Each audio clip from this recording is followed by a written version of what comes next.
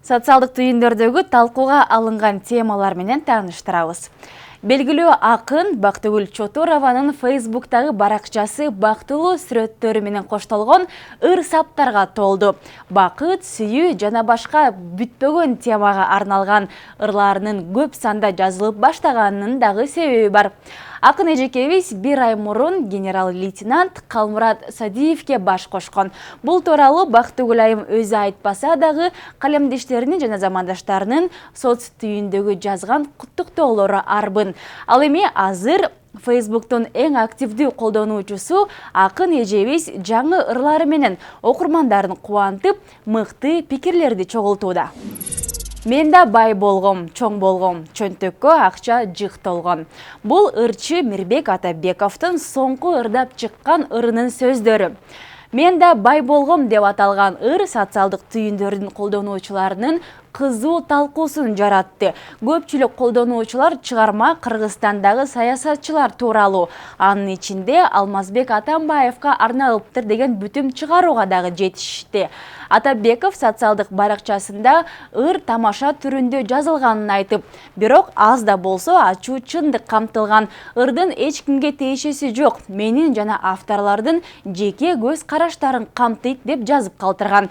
Кээ бирлер саясат тууралуу ырдабай эле койсоң боло дешсе, кайбирлери ырчыны мактап актуалдуу жана сабак болчу ыр болуптур деген пикирлерин калтырышууда.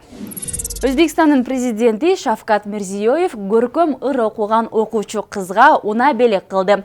Мирзиёев 1-июнь күнү Ташкент облусундагы Бустан айылына иш сапары менен барып, ал жакта 5 демилге деп аталган ырды окуган Фазилат Якубова аттуу окуучу кызга ыраазы болуп кайткан. Ошондой эле анын үй бүлөсүнө автоунаа тартуулоого убада берген. Бир айга жакын убакыт өткөндөн кийин президент берген убадасын аткарып, 3-класстын окуучусуна жана анын үй бүлөсүнө автоунаа белекке берди. Унаанын ачкычын Ташкент облусунун акиминин милдетин аткаруучу Рустам Калматов тапшырды. Бул жаңылыкты уккан кыргызстандык соц түйүндөрдүн колдонуучулары демилгелүү ыр жазып, Кыргызстандын президенти Сооронбай Жээнбековго жолдосому деп дагы ойлонуп калышты көрүнөт. Соц түйүндөрдө талкууланып бүтө элек саясий тема азыркы президент Сооронбай Жээнбеков менен экс-президент Алмазбек Атамбаевдин тиреши. Кол тийбестик деген сөз соңку апталарда эң көп айтылган жана соц түйүндөрдө көп колдонулган сөз болууда.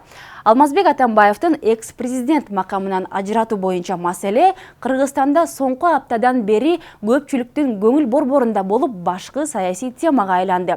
Парламент Атамбаевди кол тийбестигинен ажыратуу боюнча депутаттык комиссия түзгөн. Буга анын бир катар кылмыштуу иштерге катышы болушу мүмкүн деген шектенүүлөр себеп болду. Натыйжада иш башкы прокуратурага жөнөтүлдү. Атамбаев болсо учурда өз аракетин көрүүдө. Соц түйүндөрдүн колдонуучуларынын пикирлери ар түрдүү.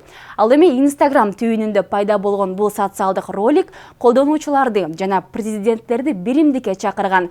Бир жагында Атамбаев, экинчи жагында Жээнбеков деген жазуу, ал эми ортодо ынтымак деген сөз жазылган.